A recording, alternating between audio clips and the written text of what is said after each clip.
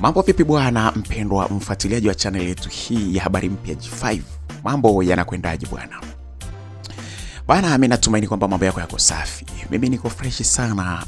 Niko hapa kwa ajili ya kuongea nawe mambo mawili matatu kama kawaida yangu. Siku hii ya leo nimekujia na mambo ya msingi kabisa ndani ya channel yetu hii ya habari mpya G5. Siku hii ya leo bwana, nimekuletea mambo ambayo yanakuja kukufurahisha na wewe kuijua historia fupi kidogo na mambo mengine mazuri sana kuhusiana na muziki wetu huu wa Bongo Flava. Bwana msikilizaji, nimekuletea malegendi na watu ambao walipata kuchukua umaarufu mkubwa sana miaka ya nyuma kidogo hapo mwanzoni kabisa, ambapo muziki huu wa Bongo Flava ulipokuwa ndio unaanza. Watu gani ambao walifanya vizuri sana miaka hiyo? Ni kina nani ambao miaka hiyo ndo walikuwa ni kina Harmonize, Diamond, Jux, Mario na wengine wa kipindi hicho? Bana, hapa nimekujia na list ya watu ambao walifanya mambo mazuri makubwa sana sana sana. Kwa hiyo unyamani ni mwingi sana hapa. Sasa kabla ya kwenda mbali sana, mimi nikukumbusha kwamba ubonyeze neno ambalo limeandikwa subscribe, liko chini ya video hii, mkono wako wa kulia hapo. Bonyeza hilo neno ili uweze kuwa mwanafamilia na uweze kupata mambo kibao ambayo tutakuwa tunakuwekea huku kila wakati. Hapa ni habari mpya G5. Karibu sana katika list ya wasanii wa Bongo Flava ambao waliofanya vizuri sana kabla ya leo, kipindi ambapo ninaweza nikasema kwamba hawa ndio waanzilishi kabisa wa Bongo Flava hii. Haya bwana, bonyeza neno ambalo limeandikwa subscribe, alafu twende pamoja. Basi bwana, Bongo Flava moja kabisa, ukumbuke kabisa muziki wa Bongo Flava ulianza visa kidogo katika miaka ya 80, lakini ulianza kama unaanzishwa rasmi miaka ya 90, mwishoni kabisa mwa miaka ya 90, kwa maana miaka 96, 97, 98, na malegendari kibao kipindi hicho akiwa ndo kwanza wanataka kupeleka muziki mbali, na kweli hatimaye kama unavyoona sasa hivi bwana, Bongo Flava sasa hivi inalipa bwana. Sasa hivi imewapa watu utajiri, imewapa watu majina makubwa, imeleta mpaka vyeo, watu tumepata mawaziri kina nani kupitia hii Bongo Flava. Sasa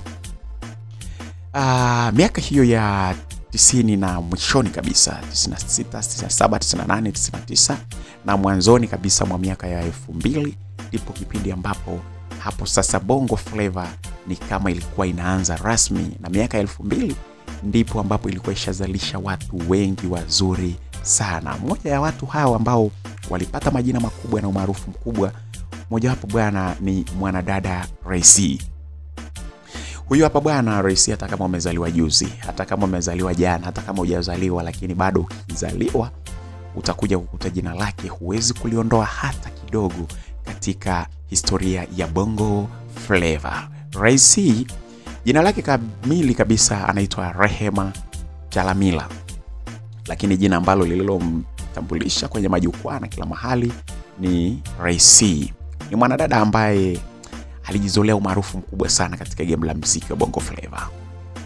Kipindi hicho yeye akiwa yuko chini ya meneja wake maarufu kabisa, ambapo Mungu amrehemu sana, marehemu Ruge Mutahaba. Ruge Mutahaba bwana ndiye ambaye alikuwa anafanya management ya mwanadada Ray-C. Miaka hiyo I say ulikuwa uwezi kusema kitu chochote kuhusu Ray-C. Kila mtoto mtani alikuwa anajua nyimbo za Ray-C, alikuwa anajua kila kitu ndani na nje ya nchi. Aliuza sana nyimbo zake na kufanywa kuwa mtu mkubwa sana na kuitambulisha sana Bongo Flava kinoma noma. Ni katika kipindi hicho ambapo Ray-C bana aliweza kuachia album zake 4. Aliziachia kwa kipindi tofauti, miaka tofauti, album 4 ambazo zilikuwa na ngoma ambazo zilihiti sana. Ngoma zote ambazo zilizokuwa zikitambulisha album zake zilikuwa zina hiti vibaya mno. Ngoma yake kama vile Sogea, Touch Me, ngoma yake kama vile Mapenzi Yangu, Wewe Milele, ni ngoma ambazo zilikuwa zinatambulisha album zake, lakini pia ni ngoma ambazo zilizovuka mpaka mipaka ya kitaifa na kwenda nje kabisa. Bisho ambazo nyimbo hizi bana zilimfanya yeye aweze kuchukua tuzo mbalimbali. Aliweza kushiriki tuzo, lakini pia aliweza kushinda tuzo mbalimbali. Kwa mfano, Ray-C bana mwaka 2004 katika tuzo za Tanzania Music Award alichukua msanii bora wa kike. mwaka 2004. Lakini kama haikutosha, mwaka 2005 kulikuwa na tuzo ambazo zilizokuwa zimeandaliwa na Channel 0 au Channel O, jinsi ambavyo wengi walivyokuwa wamezoea kuiita. Kwa hiyo kwenye Channel 0 Music Award alibahatika kuchukua tuzo ya msanii bora Afrika Mashariki. Sio msanii bora wa kike au vipi, ni msanii bora wa Afrika Mashariki. Kipindi hicho Afrika Mashariki ilikuwa inafahamika ikiwa na nchi zitatu, ambayo ikiwa ni Afrika Mashariki inafahamika kama Tanzania, Kenya na Uganda. Basi Ray C sasa kipindi hicho ndiye ambaye alifahamika kama msanii bora aliyetikisa sana Afrika Mashariki. Of course ni Afrika Mashariki na kati vile vile. Lakini tuzo ambayo alikuwa ameichukua mwaka 2005 ilikuwa ni tuzo ya msanii bora Afrika Mashariki. Sio hivyo tu bwana, mwaka 2006 Ray C katika tuzo ambazo zilizokuwa zinafahamika kama Pearl of Africa Music Award alichukua msanii bora wa kike pia. Yani kwa mara nyingine tena, ukiacha ile 2004, mwaka 2006 Ray C pia alichukua msanii bora wa kike Tanzania. Unaweza kuona ni jinsi gani huyu mtu huyu alikuwa ni mkali sana. Lakini nje ya mwanadada Ray C kuna nguli mwingine huyu ambaye sijui, yani nadi naogopa jinsi ya kumzungumzia. Mtu huyu bwana sio mwingine, ni kaka yetu legend maridadi kabisa Mr. Nice. Nimetaja hilo jina na nimejaribu kuleta heshima kubwa sana kwa sababu Mr. Nice ni moja ya watu ambao waliofanya mambo makubwa sana. Kwa kipindi hicho Mr. Nice tunaweza tukasema kwamba ndiye alikuwa gwiji wa kutoa ngoma ambazo ni hit sana. Tunasema kwamba sasa hivi tumezoea tunasema ni hitmaker. Sasa kama leo hii unaweza kumtaja sijui hitmaker wako sasa hivi ni nani, kwamba labda ni Harmonize au Diamond au Mario au Jux au nani, basi lakini hitmaker wa kipindi hicho ni Mr. Nice. I say ngoma zake nyingi sana ambazo mpaka leo hii bado zinashika hatamu. Kwa namna fulani hivi hakuna mtu ambaye anaweza akakwambia alikuwa hajui nyimbo ambayo inaitwa Kuku Kapanda Baskeli. Miaka hiyo 2004, 2005, 2003, Kuku Kapanda Baskeli ni ngoma ambayo ilipasua anga za Tanzania na nje ya Tanzania. Ilienda juu kinoma kichizi yani. Ngoma nyingine ni Kikulacho. Yupo bwana unaweza kukumbuka hata wewe hapo mistari ya kikulacho kumbe kingoni mwako. Na nyimbo nyingine kama vile Fagilia Bongo. Fagilia Bongo mpaka leo hii bana bado ni ngoma ambayo ukiweka hapo I say lazima iweze kuamsha popo vibaya mno. Fagilia Bongo. Fagilia Bongo. Bana mimi sio mzuri sana katika kuimba, lakini kuna ngoma nyingine ambayo ilikuwa inafahamika kama Kidalipo. Ipo Kidalipo. Sasa ngoma kama hizo ungeweza kumwambia nani ambaye asijue miaka hiyo 2003, 2004, 2000 ngapi? Mr. Nice ngoma zote hizo alifanya na zilipasua anga Tanzania hii hapa, kila mahali zilikuwa zinaimbwa, sio Tanzania tu mpaka nje ya Tanzania. Hii bana ilimsababisha pia Mr. Nice aliweza kupata show mbalimbali. Alipiga show ndani na nje ya nchi kwa sababu ya ngoma zake hizi kali ambazo zilizokuwa zime vibe sana. Mr. Nice bwana, jina lake kabisa yeye ambalo linalofahamika na wazazi au niseme jina lake la vitambulisho vyake vya NIDA kama vile wengi wanasema, jina lake yeye anaitwa Lucas Mkenda. Alitoa album kadhaa na zote zilifanya vizuri sana kama ambavyo nilivyokuambia. Bana niasiache kukutajia mtu mwingine. Huyu hapa kila mmoja bana bado anamfahamu vizuri sana. Mtu huyu ni Professor J. Jina lake kamili huyu yeye anaitwa Joseph Haule. Professor J ni jina lake la kutafutia riziki, si unajua? Kama vile yani. Sasa Professor J katika muziki wa Bongo Flava I say jina lake huwezi ukaliacha hata kidogo.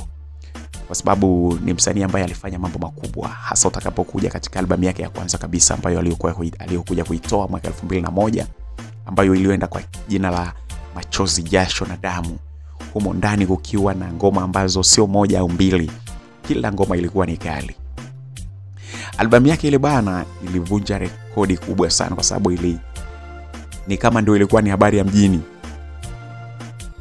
Mpaka leo hii bado wengi wachambuzi wa muziki wanasema bado hakuna mtu ambaye amekuja kufanikiwa kuja kutoa ngoma ambazo zinakuja kukubalika nyingi sana katika albamu kama alivyofanya Professor Jay mwaka 2001 katika albamu yake hii ya Machozi, Jasho na Damu. Hii albamu bwana ilimfanya yeye aweze kuchukua tuzo kadhaa kama mtunzi bora wa nyimbo za hip hop. Kama vile ambavyo ngoma kama Ndio Mzee, Piga Makofi na nyimbo nyingine nyingi sana ambazo zilizokuwa zimemzolea maarufu wa kiwango cha juu sana na kuifanya Bongo Flava kupendwa sana. Lakini zaidi sana Professor Jay alifanikiwa kufanya mambo ambayo aliufanya sasa muziki ambao uliokuwa unaonekana kwamba ni uhuni, yeye akaufanya kwamba ni kitu cha maana sana. Kutokana na ngoma zake kama Ndio Mzee ni nyimbo ambayo ilikuwa inahusiana na siasa, alafu ilikuwa inaeleza mambo ya msingi makubwa sana kuhusiana na jamii, jinsi ambavyo wanasiasa wanavyokuwa waongo na mambo kama yale. Kitu ambacho kilichofanya hata wazazi sasa waanze kuwakubalia watoto wao kuanza kufanya muziki wa Bongo Flava. Ni nani ambaye kati yenu anaweza akakaa asijue ngoma kama nyimbo inayofahamika kama Zali la Mentali? Ngoma kama Msinitenge, Promota na Bipu, ngoma kibao. Ngoma kama hizo ni nani ambaye atakwambia hazijui? Zali la Mental. Basi bwana, hiyo ni moja ya ngoma ambayo ilio vibe sana kutoka kwa Professor Jay miaka hiyo. Na mpaka hii leo bado unaweza ukakubaliana na mimi kwamba Professor Jay hata akitoa ngoma hata leo hii bado anafanya vizuri zaidi na zaidi. Bana, mtu mwingine hapa ni Feroz. Unajua unapomtaja Professor Jay lazima pia utakumbuka pia kuhusu kumtaja mtu kama Feroz ambaye alifanikiwa kufanya naye ngoma ambayo kwa kweli ilimfanya pia Feroz kujulikana sana kitaifa na kufanya mambo makubwa mpaka kuja kuchukua tuzo na nini mambo kama yale. Feroz bana, hili ndilo jina lake kabisa. Lakini jina lake kamili sasa kwa maana ya jina ambalo anaandika kwenye NIDA ni Feroz Mrisho. Kwa hiyo ile jina Feroz kweli ni jina ambalo lilimtambulisha sana katika kiwanda cha Bongo Flava, lakini vile vile ni jina lake ambalo pia alipewa na wazazi wake.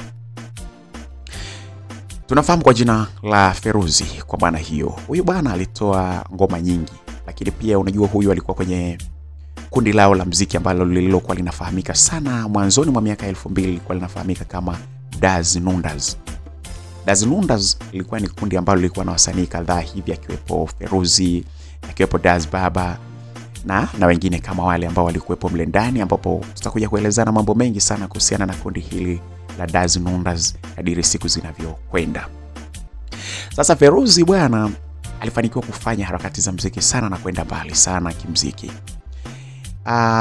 Alifanikiwa kutoa albamu ambayo hiyo albamu bwana ilifanya mambo mazuri, na ndani ya hiyo albamu ya kwanza ambayo aliyoiweka iliyokuwa inaenda kwa jina la Starehe, na ngoma ambayo iliyokuwa inatambulisha sasa ile albamu ni ngoma ambayo aliyokuwa amefanya yeye na Professor Jay.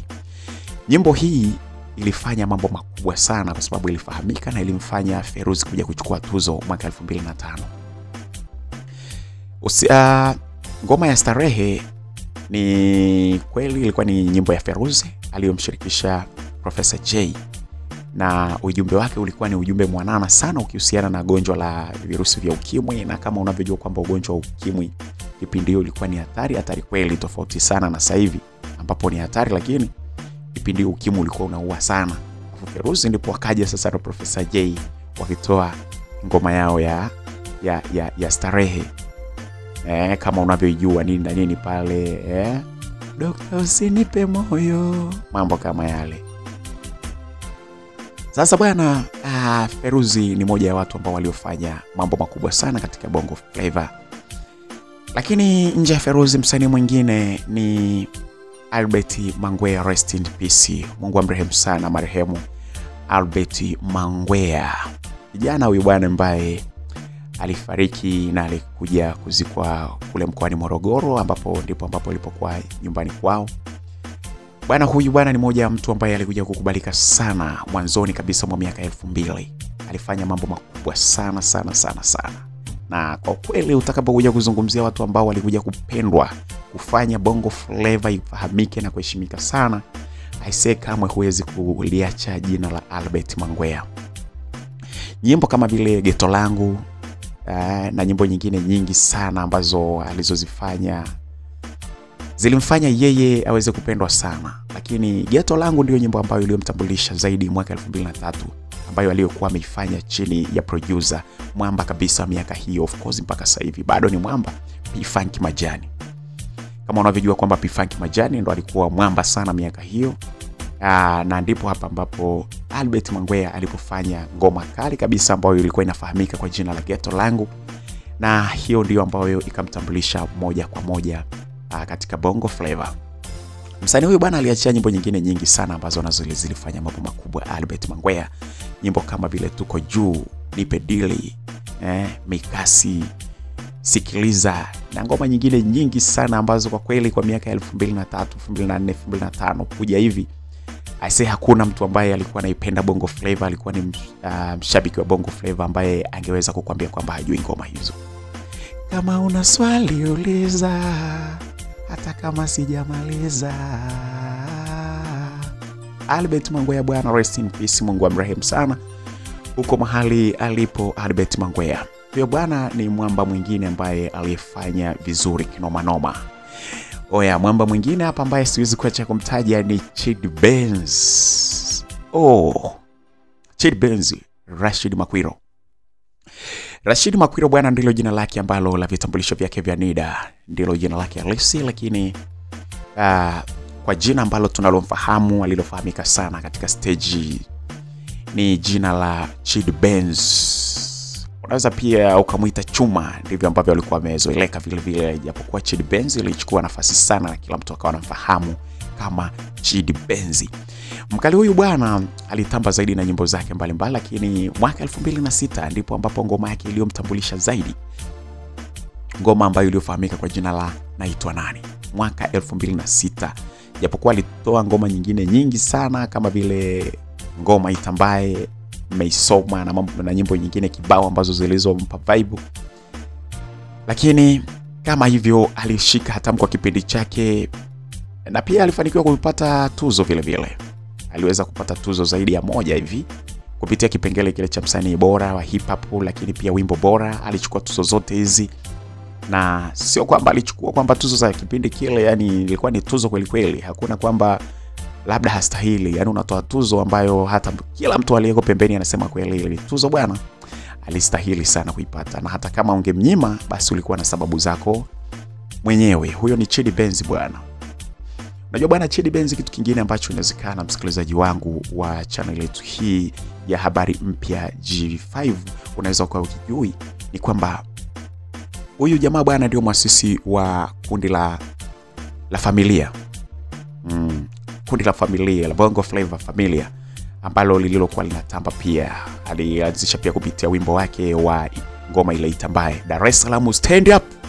Mwenyewe kama ambavyo anavyojitapa kwamba Dar es Salaam Stand Up ni ngoma ambayo wakati wote ule anaweza akaipiga na kukusanya wasanii kibao na wasiweze kumchomoa kabisa. Kwa namna moja au nyingine anaweza akawa yuko sahihi, kwa sababu ukweli kabisa miaka hiyo Ilala ilikuwa inasimama, na sio Ilala peke yake. Kila mahali ilikuwa inamfahamu sana Chidi Benz na ngoma ya Dar es Salaam Stand Up, Ngoma Itambaye. Ngoma Itambaye hii iliifanya Ilala kufahamika sana kitaifa sana. Ikawa kila mtu anaelewa Ilala, na ukitaja Ilala kwa kweli ni kama unamtaja Chidi Benz, mwamba kabisa huyo hapa. Haya bwana, nje hapo bwana siwezi kuacha kukuendelea kukutajia msanii mwingine maarufu kabisa aliyefanya vizuri kinoma noma, J-Mo. J-Mo bwana jina lake kamili huyu yeye ni Juma Mchompanga. Juma Mchompanga bwana ndilo jina ambalo la kwake kabisa, jina la NIDA. Lakini alifahamika zaidi kama J-Mo, jina ambalo ni jina lake la kutafutia pesa bwana, jina la kupanda nalo stage kuuza nini, mambo kama yale. Alifahamika pale bwana sasa alipokuwa ameachia ngoma yake ya kwanza kabisa, of course ilikuwa katika albamu. Ni albamu yake ya kwanza kabisa ambayo iliyokuwa inakwenda kwa jina la Ulimwengu Mama. Hii album bwana aliachia mwaka 2001. Ndio maana msikilizaji nikakwambia ni mwanzoni kabisa mwa karne ya 21, mwanzoni kabisa mwa miaka ya 2000.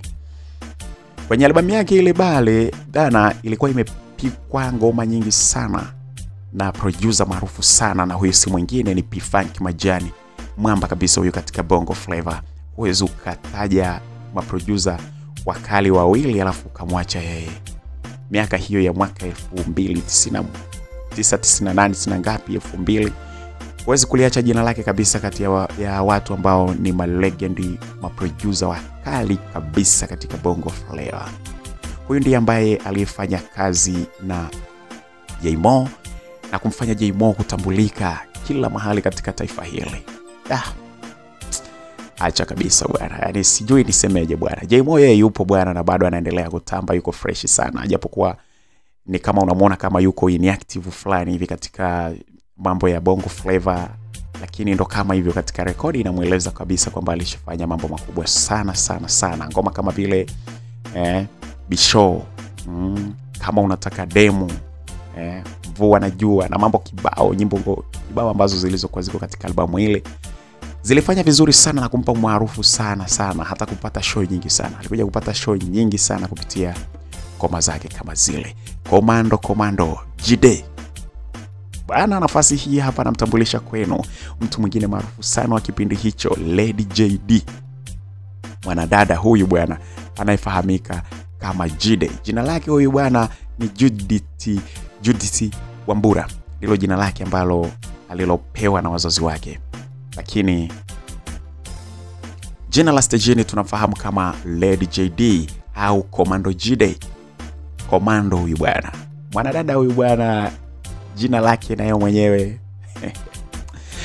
Aisee, sijui ni mzungumzieje Komando Jide bwana. Nafikiri nije nitafute wakati mwingine ambapo tutakuja kumzungumzia Komando Jide, kwa sababu naona kabisa kwamba katika kumzungumzia katika dakika hizi 2-3 hapa naona kama haitastahili. Nimgusie tu kidogo Komando Jide, mmoja ya watu ambao waliofanya vizuri sana kinoma noma. Lakini nakuahidi kabisa kwamba ipo siku ambapo utakuja na makala inayomhusu Komando Jide peke yake na mambo ambayo aliyoyafanya.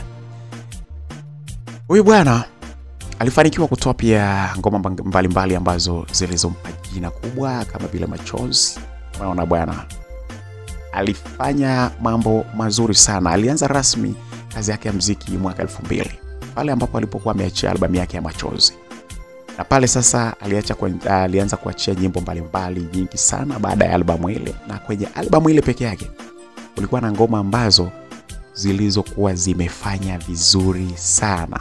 Machozi ya Furaha, Faraja, Distance ni nyimbo ambazo zilizokuwa zinafanya vizuri sana miaka hiyo ya 2000 kuja hivi. Pia alifanikiwa pia kufanya kolabo na wanamuziki wengi sana. Aisee, nikutajua na muziki wangapi? Sugu, Professor J, Dani. Amefanya kolabo nyingi sana Komando Jide, na ndio maana mkongwe huyu katika tasnia ya Bongo Flava natamani sana nimtafutie muda mwingine mwafaka kabisa wa kuzungumza zaidi kuhusu yeye. Kufikia hapo bwana, mimi ngoja nimwache Komando Jide kwa sababu tutakuja wakati mwingine kwa ajili yake. Lakini ni mmoja wa watu ambao waliovuma sana sana sana sana. Dully Saxy, mwamba kabisa huyo hapa. Dully Saxy bwana ni mkali kweli. Ni mkali sana, alifanya vizuri sana katika game hili la Bongo Flava katika kiwanda cha muziki. Aisee, huwezi kumsahau kitambo hicho ambapo alifanya vizuri hadi leo, na hapo yuko vizuri kabisa. Hao bwana ndio kina Mario wa miaka hiyo bwana. Hao ndio akina Harmonize, kina Diamond wa miaka hiyo.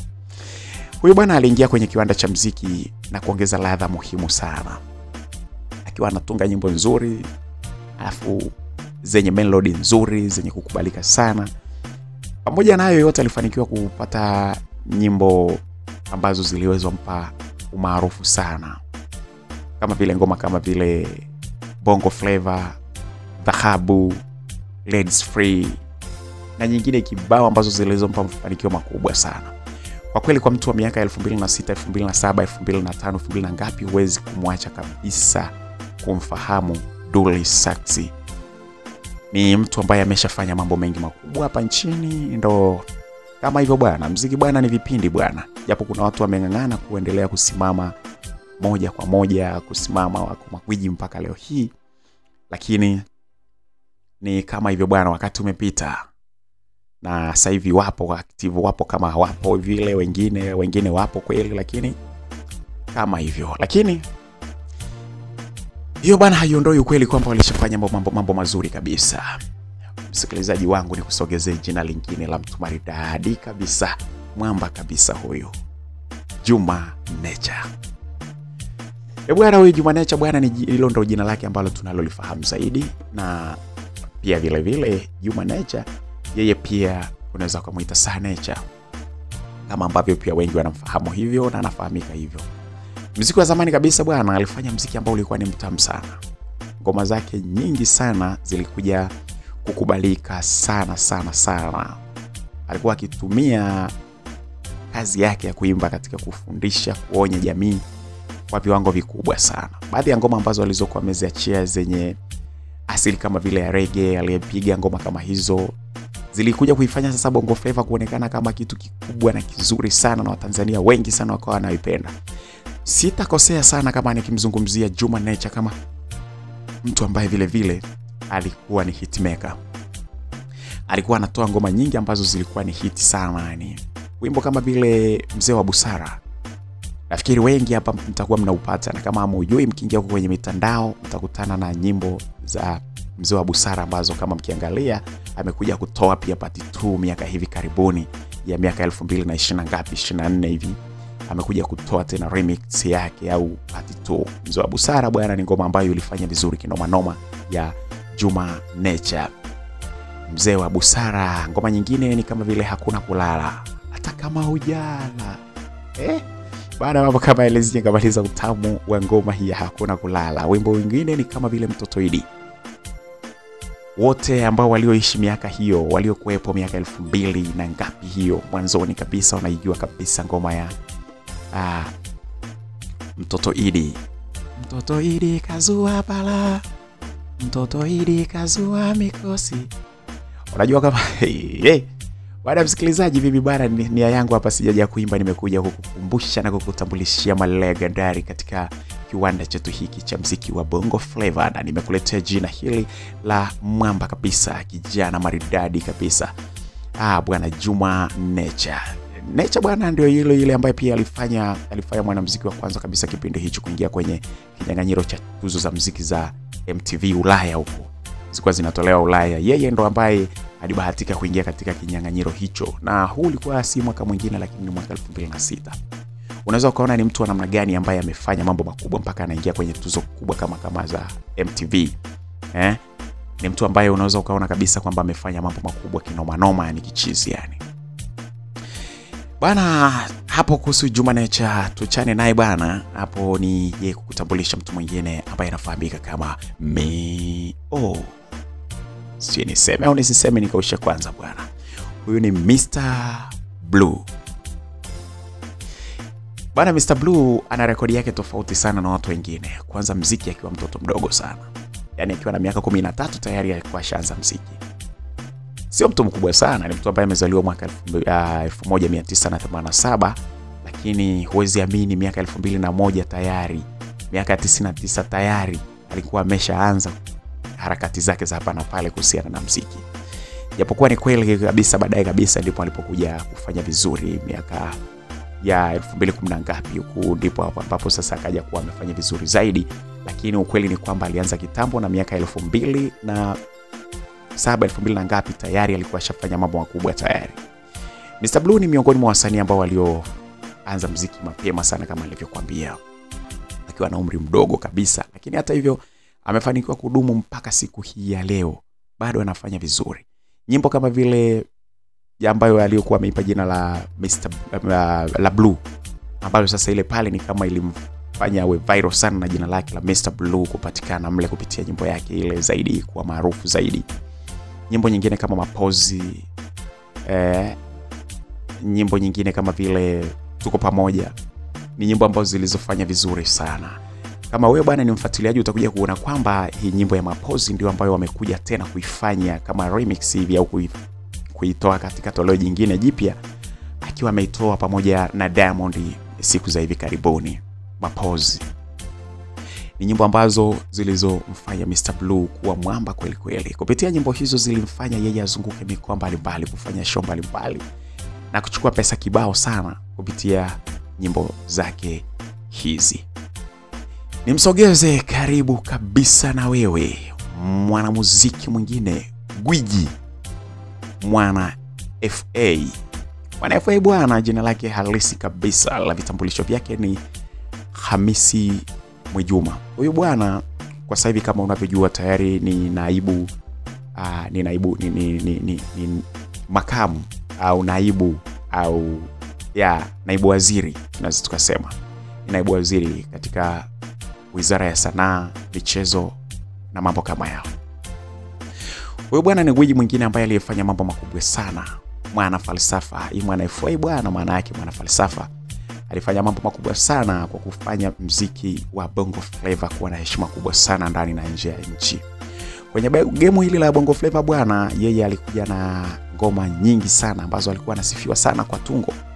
Miaka hiyo ya 2000 pale ambapo alipoamua sasa kuionyesha dunia kwamba yeye ni nani katika swala la Bongo Flava, namna ya kurapu, namna ya kufanya hip hop ambayo ina maana kabisa na inaleta tija katika jamii. Mwana FA bwana alifanikiwa kutoa nyimbo nyingi sana ambazo zilimpa umaarufu pia. Kama ngoma kama vile Alikufa kwa Ngoma, ngoma kama vile Unanijua Unanisikia, ngoma kama vile Habari Ndio Hiyo, Habari Ndio Hiyo. Na ngoma nyingine kali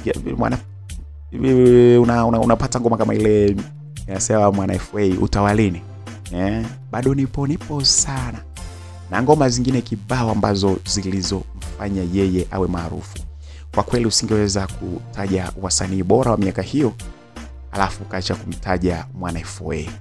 Pia alifanikiwa sana kufanya collab mbalimbali na watu kama kina Professor J, alifanya kina Fantasy na watu wengine kibao. Alifanya mambo mengi sana kusema ukweli msikilizaji. So watu kama hao huwezi ukaacha kuwasahau. Hao ndio walikuwa magwiji wenyewe wa miaka hiyo. Bwana, nikusogezee kwako pia mtu mwingine ambaye anafahamika kwa jina la 20%. 20% bwana, huyu naye ni mtu ambaye naweza kusema kwamba ana mambo mengi sana makubwa sana ambayo aliyafanya katika game hili. Alifanikiwa bwana kuondoka na tuzo 5 usiku mmoja. Ngoma zake nyingi sana ambazo alizozifanya zilimfanya kwamba yeye aweze kuonekana mtu bora sana, na usingeweza kutaja watu bora afu kacha kumtaja mtu kama 20% miaka hiyo. Ngoma yake kama vile Mane ambayo ndio ngoma ambayo ilianza kumtambulisha katika game zaidi. Mane iliyotoka mwaka 2004 2005 hiyo.